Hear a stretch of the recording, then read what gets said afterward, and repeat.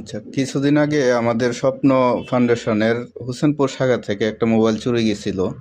হোসেনপুর বাজার থেকে এই মোবাইলটা F5X।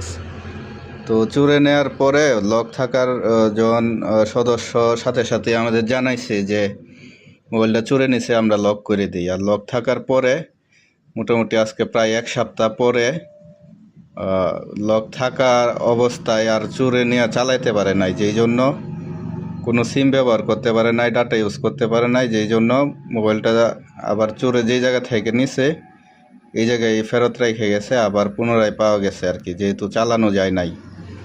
এবং নিয়ে সিম টিম খুলে অনেক ট্রাই করছে, সিম টিম ভাঙে লাইছে, কিন্তু তারপরেও চালাইতে পারে নাই। এখন আজকে আবার যেই জায়গায় হারাইছে ওই জায়গায় ফেরত দিয়ে গেছে। তো আমরা ভাইয়ের সাথে একটু পরিচয় করাই। এই ভাইয়ের ফোন আর কি।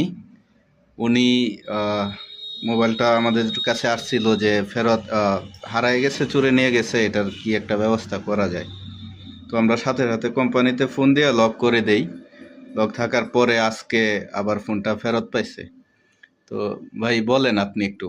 এই যে তো এই সুপারি মনের লগে সাধুয়ানো একটু থাকাইছিলাম জোরে বলেন। এটা চুরে নিছিল গাড়ি। মানে এক সপ্তাহ পরে আমার নয় এক লোকে ফোন দিছে, কয় আপনার মোবাইলটা ইয়া পাওয়া গেছে। পরে হ্যাঁ ফোন দিছে, কয় আপনার মোবাইলটা পাওয়া গেছে। পরে আমি বাইক থেকে গিয়া ওর মোবাইলটা ইয়া দিছে আর আমার বন্ধু লই দিছে। মূলত লক তো খুলতে পারে নাই, যে আমাদের যেই লক আছে এই লকটাই আমরা লক করে দেওয়ার পরে আর লক খুলতে পারে নাই, যেই কারণে হয়তো চোরে চালাইতে পারবো না, যায় না, এখন এইভাবে রেখে গেছে, এই তো নাকি।